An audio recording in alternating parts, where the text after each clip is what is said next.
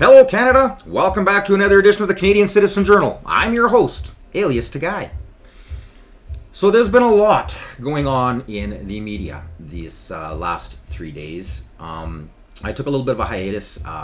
It takes a lot of time and energy to do these shows.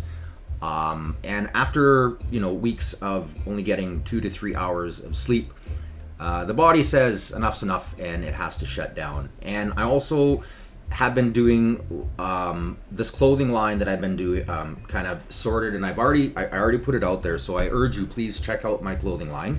I've been dealing with a lot of new software on this clothes. I'm about to release another set. I've been asking different people kind of their opinions on things that they might be interested in seeing on shirts, decals, etc. I'm not a computer whiz by any means, so this has all been a huge learning curve, especially just starting off with all of this software to get this going.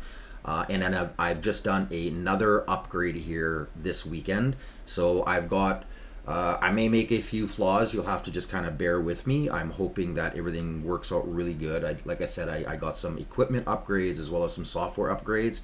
And I also did some software upgrades on the digital design platform, which again goes back to the clothing aspect. So I'll be trying to wrap up a lot of this, the new design and sending it in for the apparel, the clothing end of it. I urge you, please check it out. I always post a couple links in the bottom of my videos. And also make sure you like, share, and subscribe. Now, as opposed to just kind of trying to catch up on everything going on, I think there's a vast issue here that for some reason, there's only been one or two independents that have brought it up, and they're still failing to show the links to how great of a threat we have within our country, that being the Khalistan movement. Now, I have Sikh friends. They're fabulous people. And when I talk to them, as you know, I'm political, when I talk to them about the Khalistan, they shrug their shoulders, shake their head, and say Canada is a breeding ground, a cesspool, call it, for anything and everything radical, extreme, and scary. And none of them, out of every one that I know, and I brought it up to all their attention but one so far, which I will be talking next time I see him, they always explain to me, well, they all know that I watch Indian media, which we're going to deal with here. At the end of this, I'm going to show you a clip from an actual interview of the most famous podcaster on the Indian ethno side, and not only in Canada but in India as well. He has hundreds of millions of people that watch him. He's like what you would call uber famous, the Bollywood style famous podcaster. They all agree that, as I try to get the truth out to you, sorry, just the truth, just the facts, there's very few Khalistanis left in India. China uses the Khalistans as a weapon against the Indian government. Now, if you're a new subscriber or a new watcher, first I urge you to first like, share, and subscribe. And if you are, I check out my previous episodes. This one here pertains to the links of Khalistan, the CCP, and the Liberal Party, and it deals all the way back to the bombing of Air India that happened, and how CSIS knew, Pierre Elliott Trudeau knew, they allowed it to happen. They garner votes, they do it all for power, and this is all backed by China. So, of all the busts that have been going on, which is today's episode, so of all the busts that are going on, nobody's bringing up the fact that all of them belong to the Khalistan movement. The largest cocaine bust, the largest fentanyl bust, the bust that we're dealing with right now on the tow truck industry, which deals with extortion, drugs, racketeering, All of it. They have been slowly taking over the gray-black area of all the evils that are happening in Canada, funded by the CCP, propped up and hidden by the Liberal Party of Canada. And these super labs, why is it that we're not seeing the people who, they're busting super labs and nobody's there? There's inside informants. The Khalistan movement, along with the CCP, China, have infiltrated every single system of government. And I think the policing system and some of the RCMP are starting to become aware of this. And that's what's allowed them to do this last bust. I think they are working with lower levels of administration, getting away from all of the appointed individuals from the Liberals in order for them to try and do their jobs. And now we saw this, how every police agency, RCMP, they all backed the Conservatives. Mainstream, crickets. They didn't want the voters knowing this. They're bought and paid for. So I'm going to start off with today, Dougie having a press conference. And through this press conference, I'm just going to hit and link 3 or 4 major busts that have happened and expose all of the Khalistini ties to it, how great the threat really is.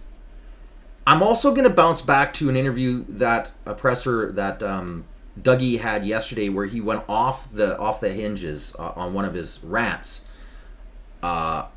because he had his own house and vehicle involved. It's funny how politicians don't see any evil until all of a sudden it slaps them in the face.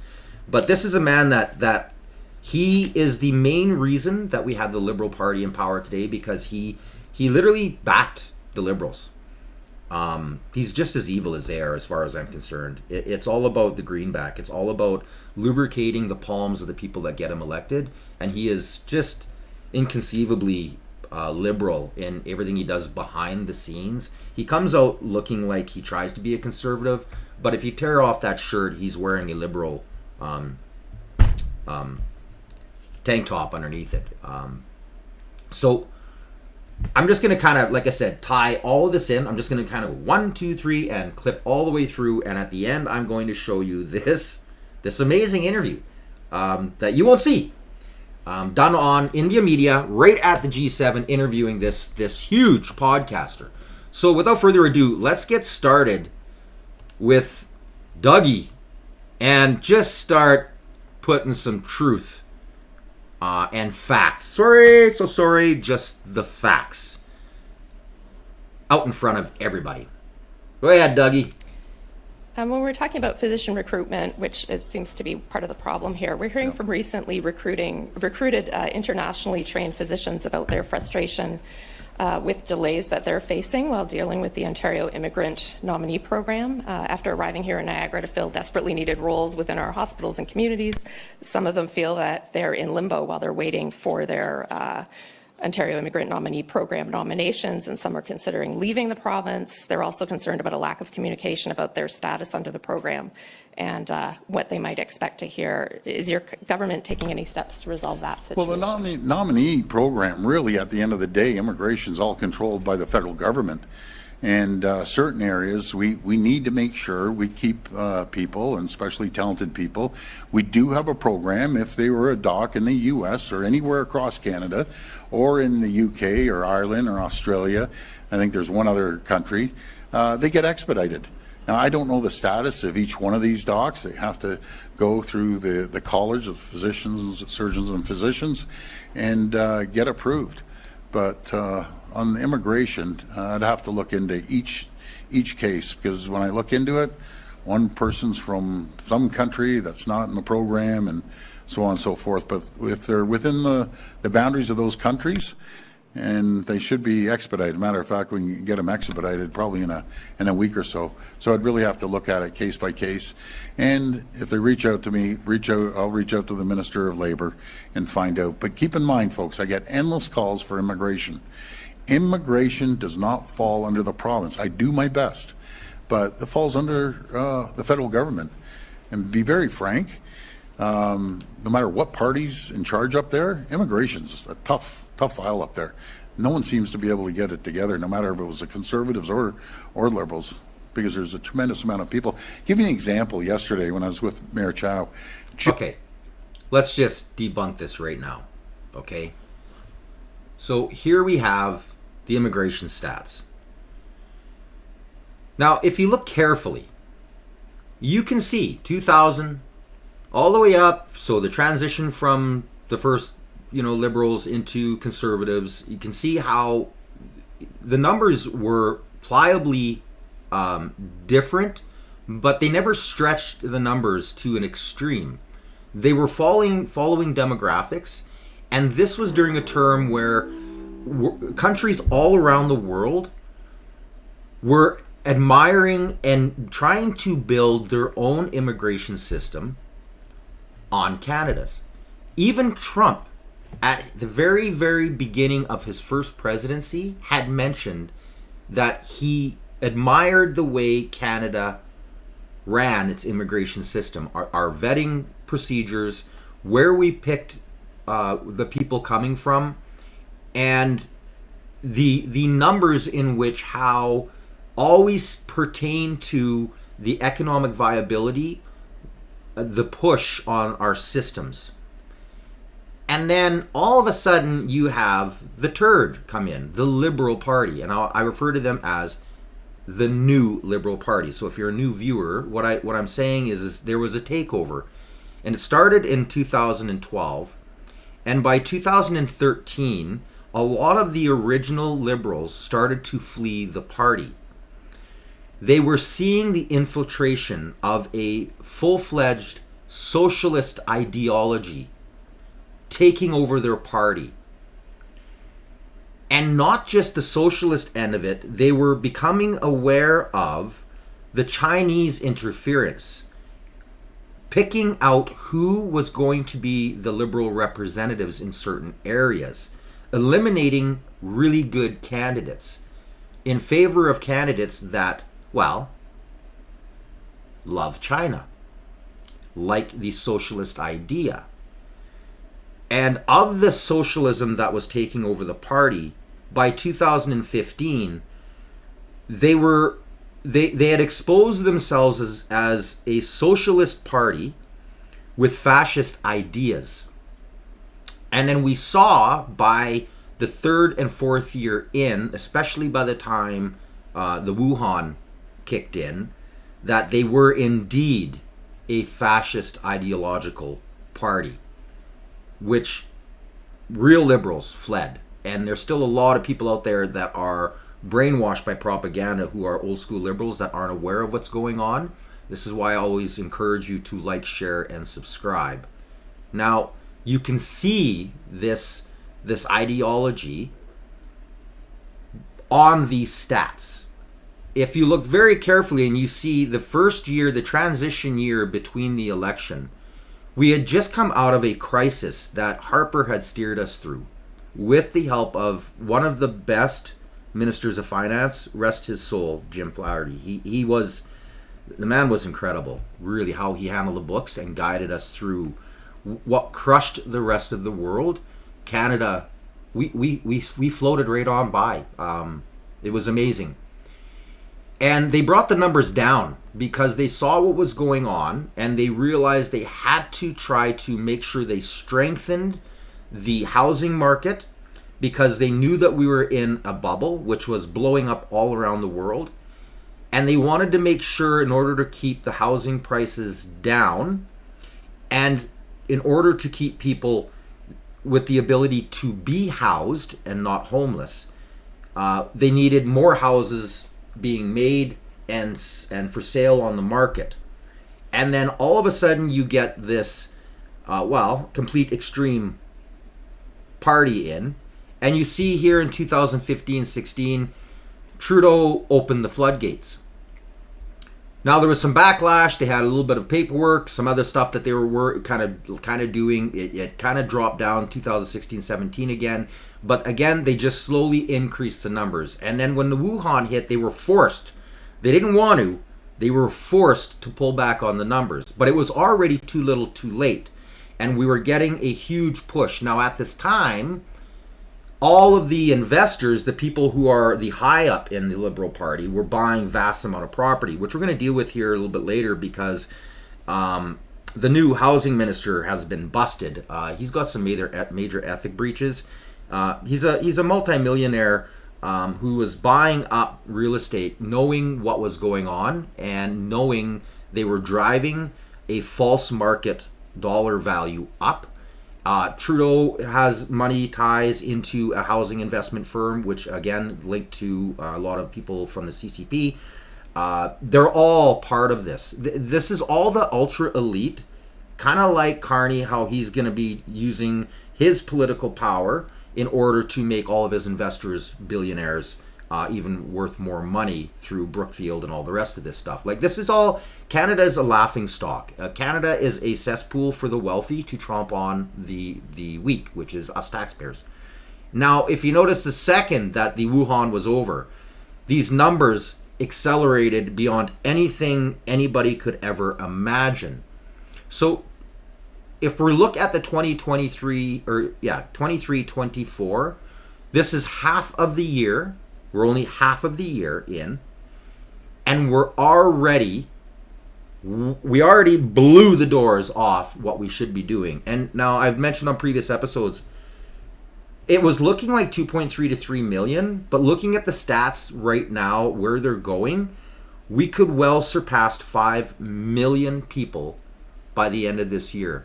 Carney is fulfilling the rest of this for all of his investors, for the people who are supposedly your Liberal representatives, who are all investors in property.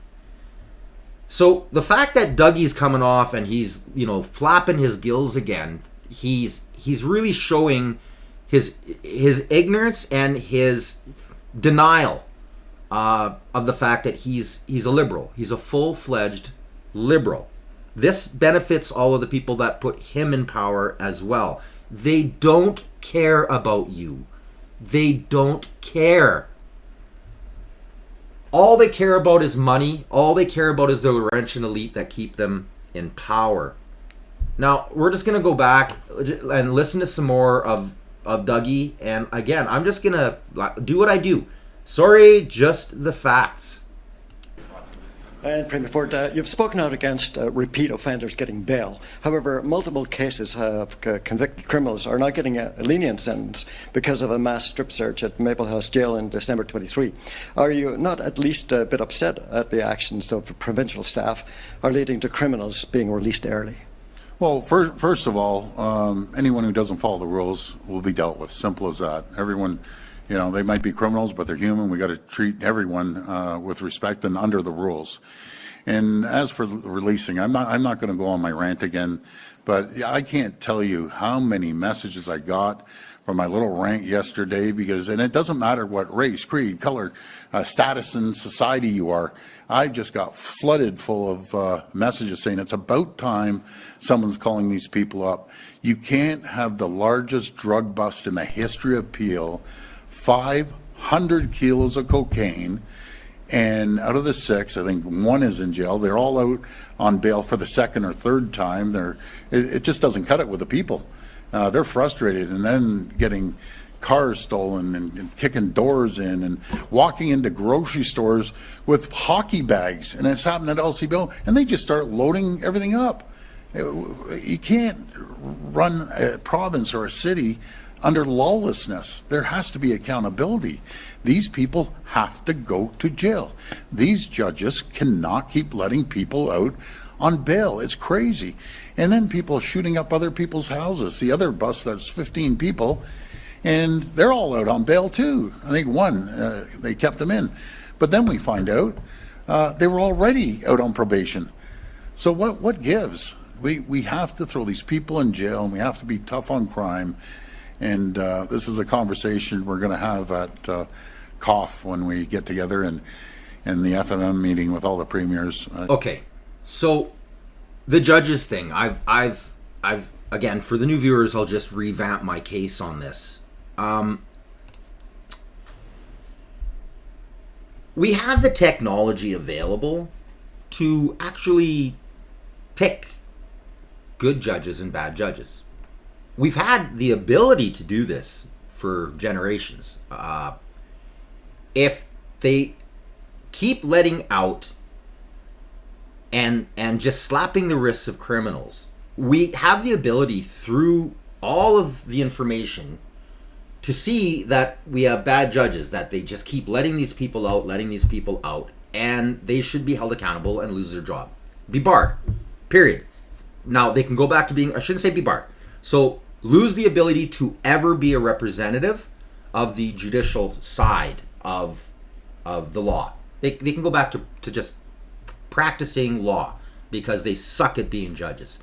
And then on the other hand, you'll find you have other judges that are just way too hard. They just want to make life easy for everybody and just bang, throw them in jail, throw away the key.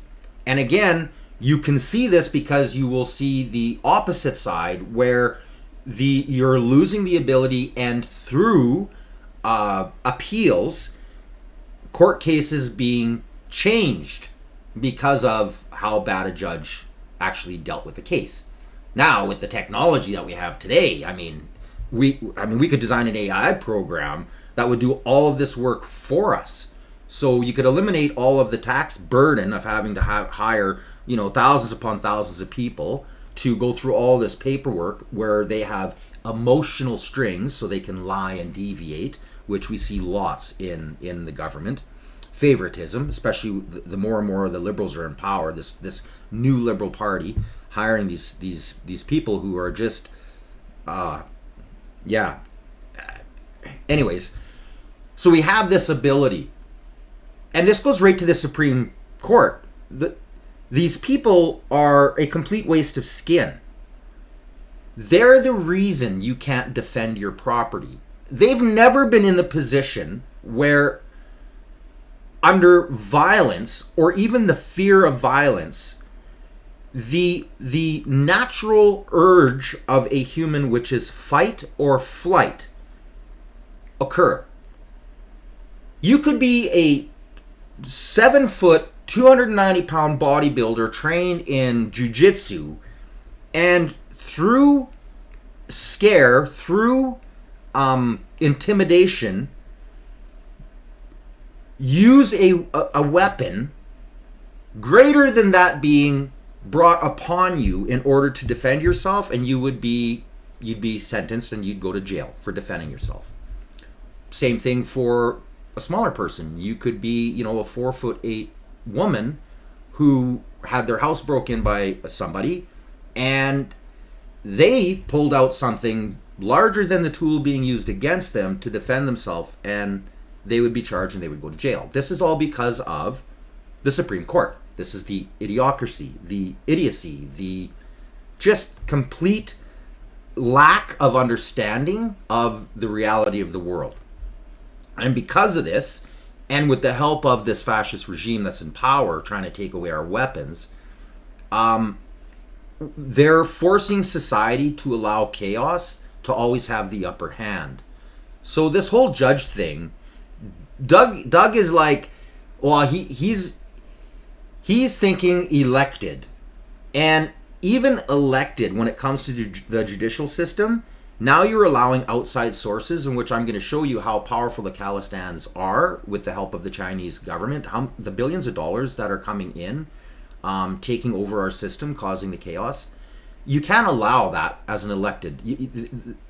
The entire judicial system, including the system of law, needs to be regulated through true statistics, law of averages, repeat offenders, and hard time. This can all be solved. Nobody's talking about this. And to me, this is one of the probably the biggest factor, one of the biggest things that Canada has to get on and implement, because it's out of hand. So I'm going to allow you to listen to Doug Ford's rant, and then from there, we're going to tie that into who was responsible for his house. and all of the rest of this crime. You can't make this stuff up. Welcome to Canada. This is how ignorant and just incompetent not only are the reporters. This is why, again, like, share, and subscribe, because these politicians are watching propaganda media and they're not being informed onto how deep these ties go. If you don't know who Sam Cooper is, he's been exposing this for a long time. I'm a big fan of his. I'm on his mailing list. The guy is a legend. And just from him and other reports and other independent media, such as myself, breaking stories dealing with this, if more of this got out, I'm sure a lot of these politicians would be bugging the policing system and all the way up the food chain onto why this isn't being talked about, and why them as politicians, being leaders of provinces, aren't aware of this issue. Now, maybe they are. Knowing Dougie, he's a Liberal. He probably does know about it, and he's just not talking about it because, like I said, he's a Liberal. So let's just listen to his rant. Here nor there. Okay, here's my rant. Okay, so first of all, Chief Nish, Chief Demkew, all the chiefs, they're absolute champions. So they do a massive bust. 500 kilos of cocaine that these drug dealers want to poison our kids, poison our people, and 500 kilos. Just imagine that. And they work with the DEA down in the U.S., Drug Enforcement Agency. They work with the Border Patrol. They work with police agencies back and forth. The OPP, Commissioner Creek, is amazing on the Joint Task Force. And guess what, guys? These weak-kneed judges, the biggest bust in Peel's history, guess where they are? They're back out on the street again. Bail. Except one person. Do you believe that? They actually get released on the largest drug bust in Peel's history. 500 kilos of cocaine that could ultimately kill people, and judges slap on the wrist. Okay, little Johnny, you go out there and deal more drugs. Why don't you give them more drugs? It's crazy. The system is broken. I will be all over the Prime Minister and the federal government have bail reform until these I don't even want to call them what I'm thinking right now. I better hold off. But these people that are terrorizing our neighborhoods and feeding drugs to our people, that's number one. They need to change the criminal code. They need to change bail reform. I will be all over him until this gets done. Stop the dilly-dallying around. 10 years we've seen. We're going to do it. We aren't going to do it. Prime Minister gave me his word. He's going to change it. It has to be done. And then, bingo, you hear of another big bust yesterday. What is there, 15 of them? And by the way, I remember saying that the chief is a champ. Chief Nish is a champ. All our police are champions. Well, guess what? They get busted. These are the ones that are, the whole tow truck group and the other guys that are trying to intimidate and extort people. So they call people up and say, pay up or we're going to shoot up your house. Guess what? They go by and start shooting up the house. But guess what, folks? Those nice, kind judges, they let them all out on bail. Oh, by the way, they're already out on bail or probation. What is the city coming to, not the city, but our country coming to, when these criminals are running amok and terrorizing our neighborhoods? It's disgusting. Something has to change. And the last one.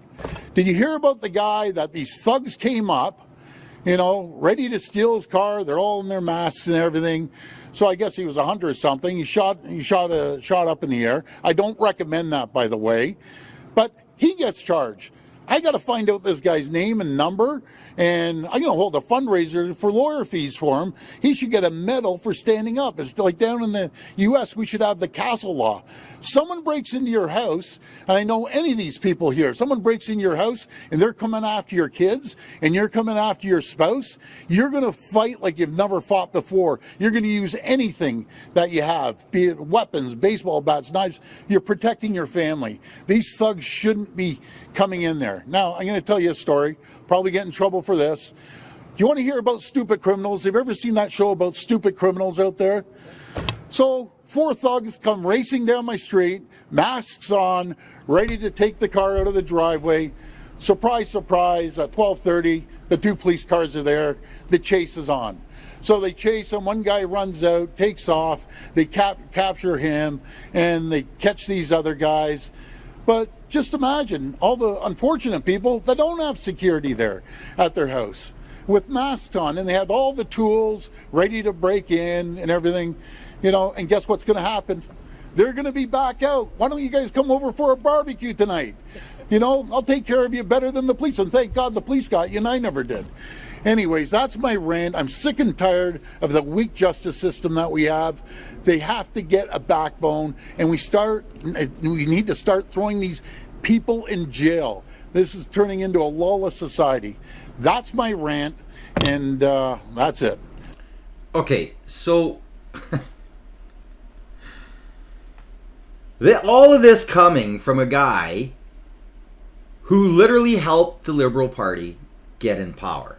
He is the main perpetrator of the injustice to Canadians that he himself has just had to endure.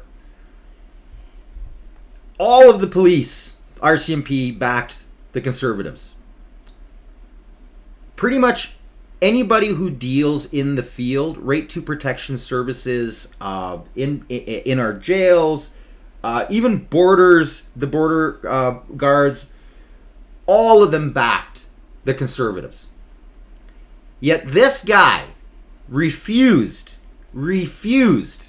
to tell the truth the entire election cycle on how the entire demise of Canada today that has happened in the last 10 years of this liberal fascist government is the Liberals. He refused to back a switch of power because he's a Liberal, and now it happened to him. Now, personally, and let me know how you feel in the comments, but I am a firm believer that Canada, we should have had a long time ago these laws passed. They should have been passed that it doesn't matter what you use. If somebody breaks into your property, it sets foot on your property with the intent to hurt, steal, do any type of damage to anything of your personal property, your personal belongings, or your person, you should have the right, by any means, to defend yourself. This would stop criminals from thinking about doing it. They laugh at the police. They laugh at every single part of our society.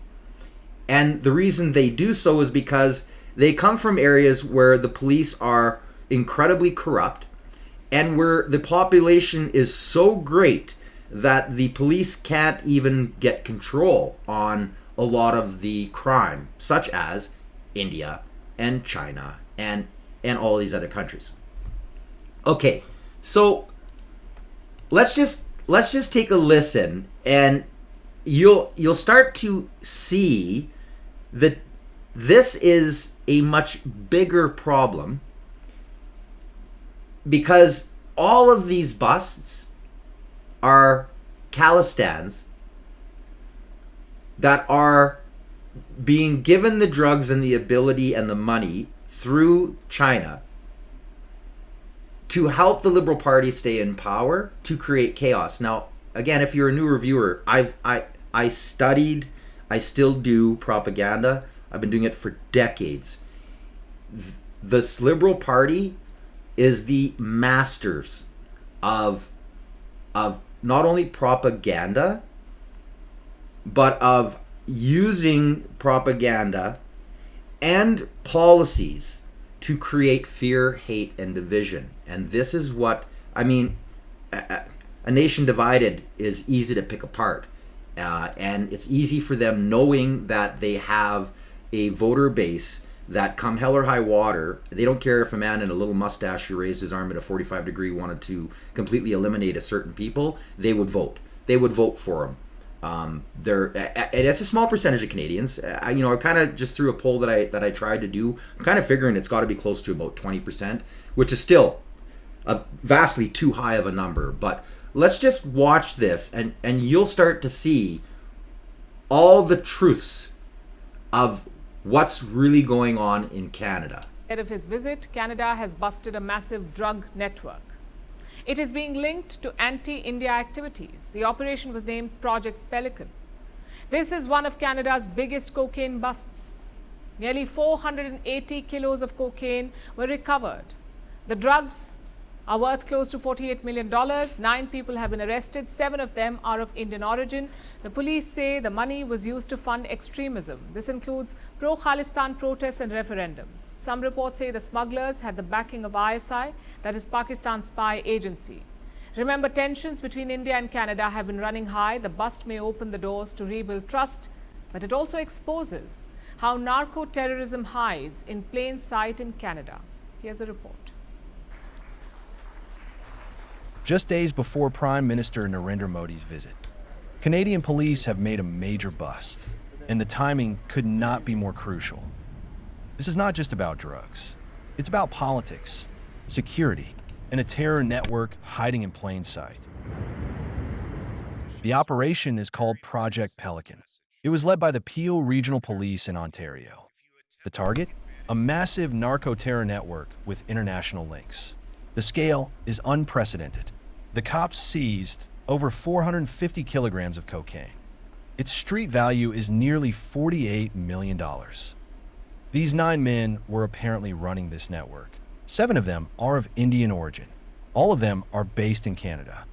They face 35 criminal charges, including possession of firearms and drug trafficking. The investigation began last year. It focused on commercial trucking routes. They were used to move cocaine from Mexico into the U.S. From America, they finally ended up in Canada. Some of the drugs were hidden in shipment containers. Okay, so I backed up here. Now, who are the 2 they're not naming? Right? Haktamihani and this Philip Tepp. The one here on the top left-hand side, he has been... Now, his name has popped up on a couple other, as I was researching to build this file. Now, I don't have any real hardcore evidence, but it seems as though he has links to some of the busing that was happening to get certain people elected in the Liberal Party. And the one on the bottom row here, this Philip Tepp, he has, now again, I'm having a hard time piecing it all together. There's a big language barrier. But for some reason, how come he is linked to the Tamirs, which is our new supposed safety minister, who has no idea what it is to be Canadian. I've shown this on previous episodes. And who comes from and doesn't talk to his dad because he himself backs up the Tigers, which is they're a tea organization. So you have the top left links to CCP organized money funding, which is ties to the Liberal Party. And then you can't make this stuff up. Now, I'm gonna keep doing some research here on these 2 individuals, but this is Indian news showing you that China, who brings in these drugs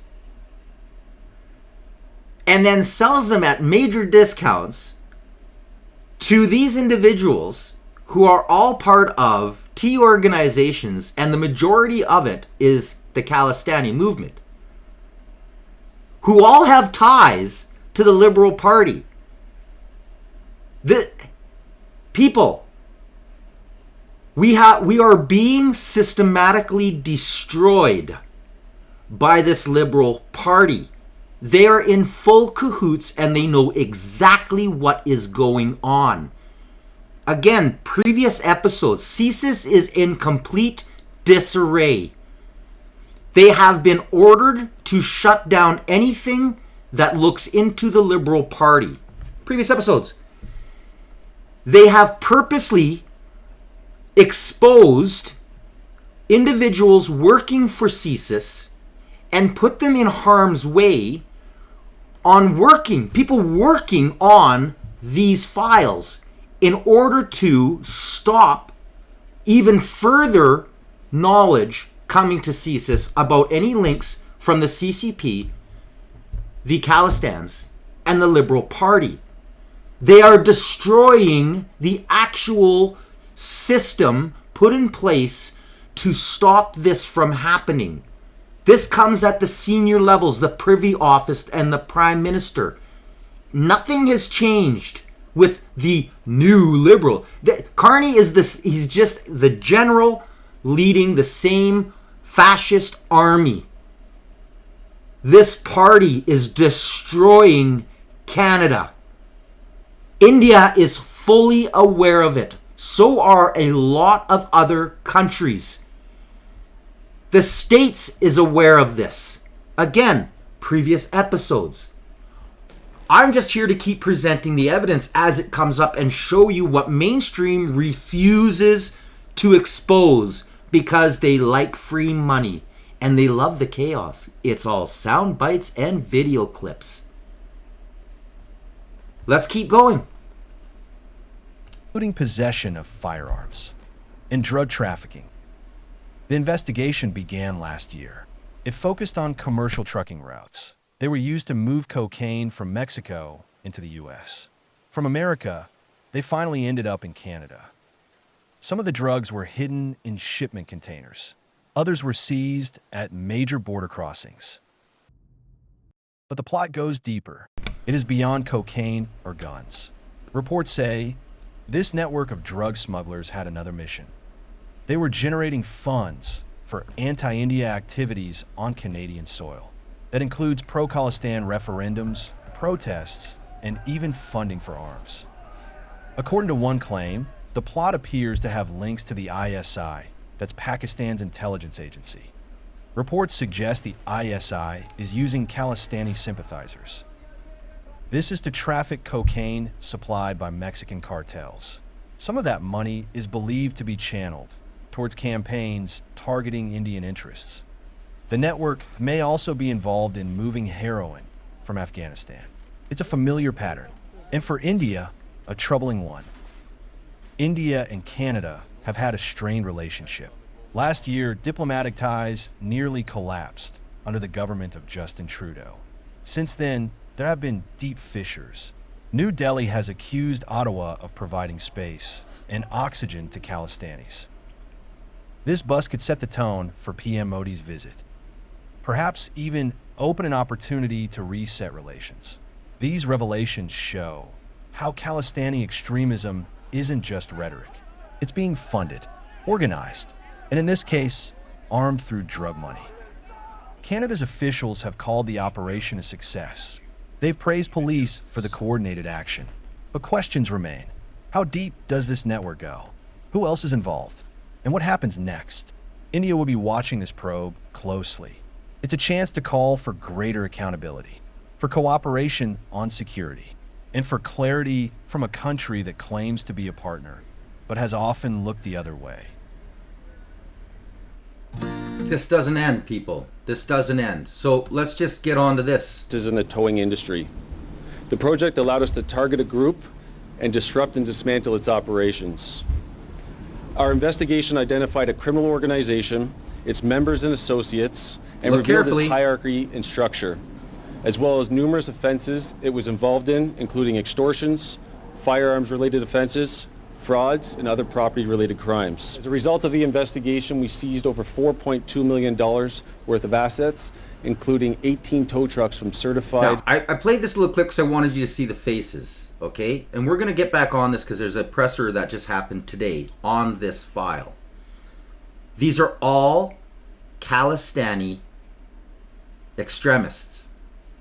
These are all tied together. This is all CCP money, drugs coming in through our ports who have paid off individuals that work there through our own agencies, giving the drugs at discounted prices to purposely destroy our country. This is how China works. If they can take it over without firing a single shot, that is the true measure of winning a war. This all goes, I mean, again, previous episodes. So we're going to go back to Dougie. Go ahead, Dougie. Toronto Police, along with other police forces right now, is having a press conference regarding tow truck violence. Some of the numbers are pretty staggering. 13% of the gun-related shootings in Toronto and area in 2024 were a result of the tow truck industry or involved the tow truck. 2025, it was 15%. They have some pretty staggering numbers about the crimes, mass shootings, fire bombings. The tow truck industry falls under the Ministry of Transportation. You've tried to regulate it before. Is there anything else you can do to try and bring this industry back into control? Yeah, good question, Jamie. So we've put a task force together headed up by the OPP, Commissioner Creek, and all the other regions around there. Isn't it a shame, Jamie, because there's some really good, honest, hardworking tow truck drivers that are just trying to make a living. And then there's some really bad dudes, and they're just bad. And if they start shooting up, they need to go to jail. They need to have their tow truck confiscated. The company they're working for needs to be held accountable. Like, guys, we've been up here 100 times. Like, get your act together. Like, if you want to start shooting streets up, you're going to bring heat like you've never seen before. We're going to catch you, and you're going to jail. Like, get it together. Okay, so he is just so far out to lunch. They're missing the big picture. Now, pay attention carefully to what this cop says and the videos, and especially the types of arsenal that these people are building. This is an internal army, people. As Chief Demkew said, in collaboration with our partners, we have arrested 20 people, laid 111 charges, including 52 counts of conspiracy to commit murder. We executed 14 search warrants, seized 2 firearms, and seized 4 vehicles. 3 of those vehicles were Cadillacs, like the one you can see on the screen beside me, and all 3 were armor-plated. Armor-plated, people. Armor-plated. They are trying to take over the entire black work end of what's going on in Canada. We are going to start to see the gangs, the other gangs, from Hell's Angels, the bad end of the Hell's Angels, to all of that. We're going to start to see mass wars on our streets. Mark my words, it's coming. And these people are professionally trained T people. The money it would take to create an armored vehicle, that is $1 million set of wheels. They had how many of them? They're there to protect the highest part of their organizations. And in order to do certain drive-bys and certain end-of-lives to certain individuals. This is the beginning. This is nothing yet. This is what Sam Cooper has been trying to get mainstream to pick up. And with the help of people like myself and other independents, trying to get out there. Please like, share, and subscribe. This is huge. This is all the result of the Project Yankee investigation that started in October 2024. This investigation focused on a group of individuals who referred to themselves as the Union. The group was believed to be responsible for numerous acts of violence intended to gain control over the towing industry. This violence was focused on the Scarborough area of Toronto and into both Durham and York regions. Project Yankee subsequently led to wiretap investigation targeting individuals associated with the Union and its members. For months, our teams, led by the Integrated Gun and Gang Task Force Major Project Section, gathered evidence identifying members of this Union group as a criminal organization responsible for multiple acts of violence, intimidation, and extortion. These acts of intimidation include arson. We will now play a video What you are looking at is an arson that we allege was committed by one of the accused. You'll see that the accused throws a Molotov cocktail that is off screen. This is a victim who is part of the tow truck industry.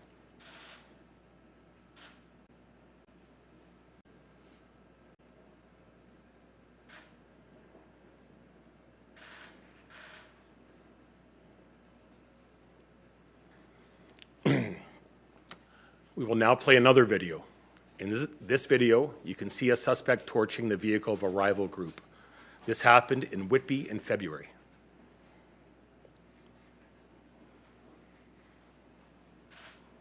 Project Yankee concluded on June 11, 2025, with the execution of 14 search warrants. We understand there will be many questions about this investigation, and under different circumstances, we would welcome the opportunity to provide more information. However, as the Chief has said, a court-imposed publication ban prevents us from sharing further details at this time. These restrictions are in place to protect the integrity of the investigation, safeguard the court process, and help ensure that those arrested are held accountable and receive a fair trial. As you have seen with recent announcements, including from other police services, tow truck industry-related crimes are not only a City of Toronto problem, it's a challenge that is also affecting other regions in the GTA. This is why collaboration with other law enforcement partners continues to be essential. While most operators adhere to regulations, the violence largely stems from territorial disputes and competition within a small segment of the towing industry. Obviously, our investigations focus on deterring violence and targeting those responsible, but we also know that sustainable solutions involve collaboration with regulatory agencies, policymakers, and industry stakeholders to strengthen oversight and accountability within the tow truck industry. Now, why the tow truck industry? Think very carefully about this. Why is a drug organization who uses not just drugs but arms, the illegal shipment and sale of arms, black money, dark money, as well as the SX market through kidnapping women and girls and using them against their will. Why is an organization like that spending so much time and money on taking over the tow truck industry? Well, what happens when a vehicle breaks down and has incriminating evidence? You can't have a regular tow truck. If they see something suspicious, they'll call the police or the authorities. This is all part of a huge operation. They are purposely using our system and taking over large corporate, well, in this field, this, we'll call it the field, the tow truck, in order to ensure that their products and all of the other things that they're dealing in can be removed off scene quickly. This is so much deeper than what even the police here are saying. Again, this is all part of the Khalistan CCP involvement with the help of the Liberal Party.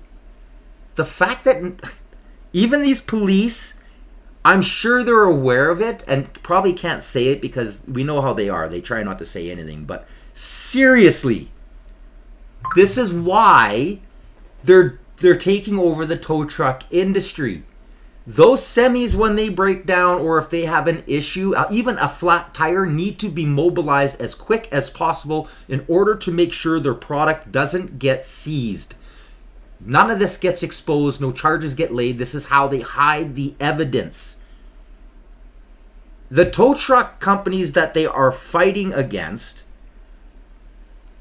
are good, normal, everyday working Canadians who, if they saw something, would report it. This is huge. This is so deep. And we're just being gaslit and lied to, and the federal government's behind it. They're behind it by allowing it to happen right in front of, and mainstream isn't doing anything about it. Things like enhanced regulations, stricter compliance measures, and community support are key to addressing the root causes of this violence and creating a safer environment for everyone. Thank you, and we are now happy to take your questions. Sean O'Shea with Global News. To the chief or the superintendent, how unusual is it to seize armor-plated vehicles as you've done in this case? It's extremely uncommon. We do see it in our major projects where we have the higher echelon of organized crime figures protecting themselves from their rivals. But to your direct question, it is quite uncommon. It does show the level of sophistication of this organized crime group. Point about tow trucks. This is a tow truck industry related issue, but you didn't seize any tow trucks. Is there any significance to that?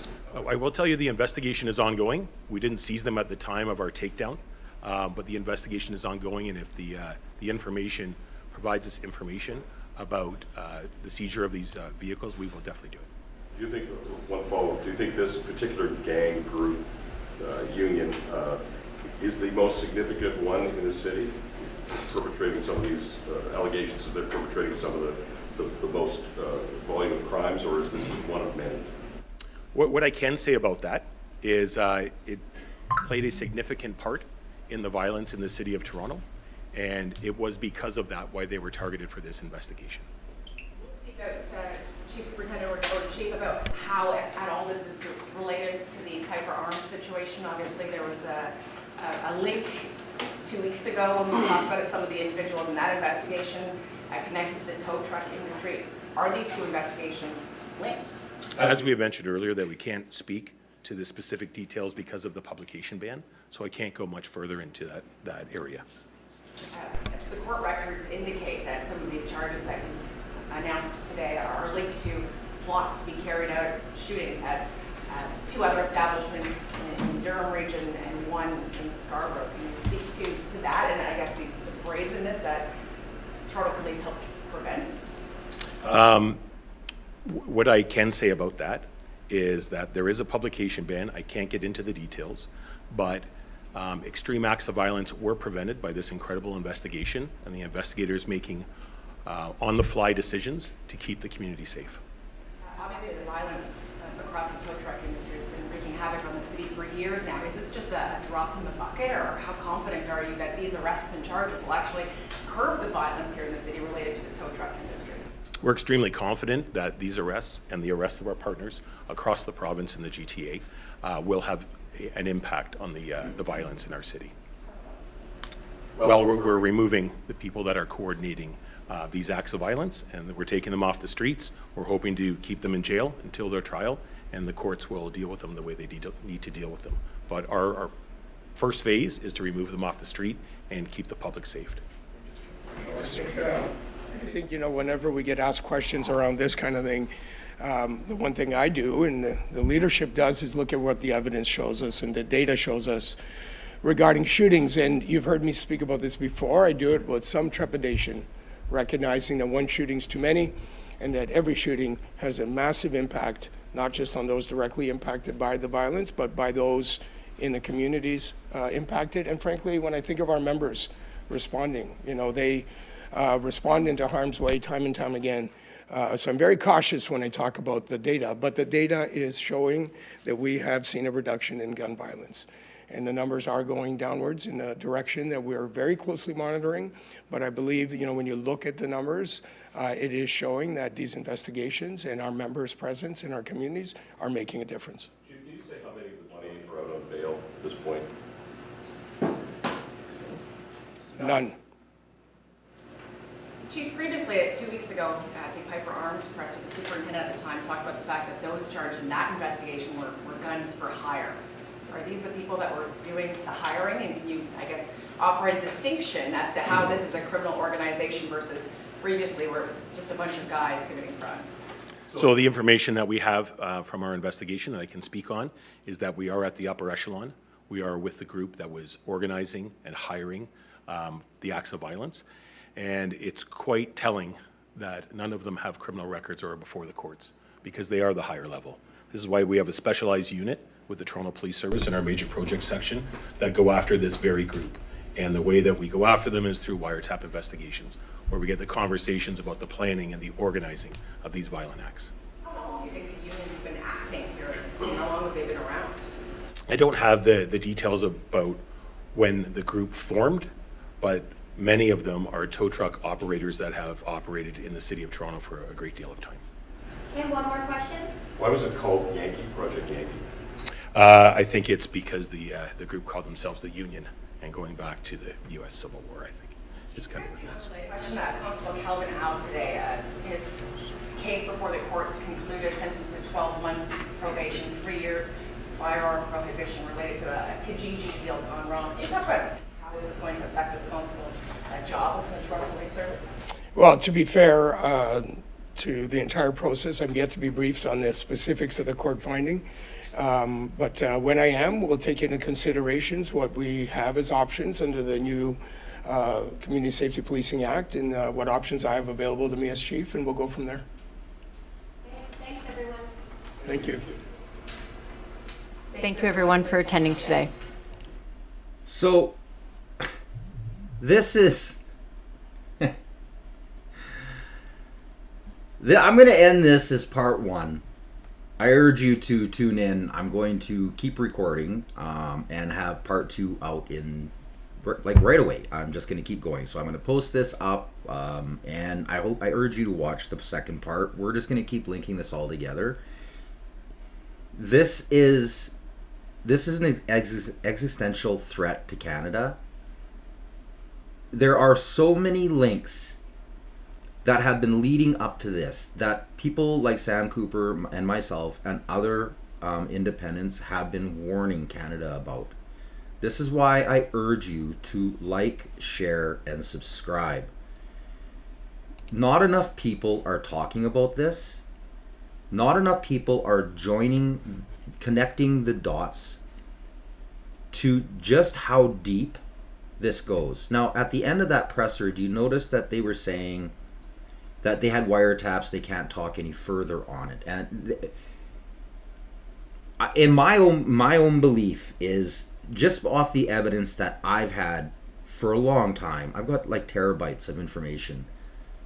This is beyond the scope of what everyday Canadians perceive as reality.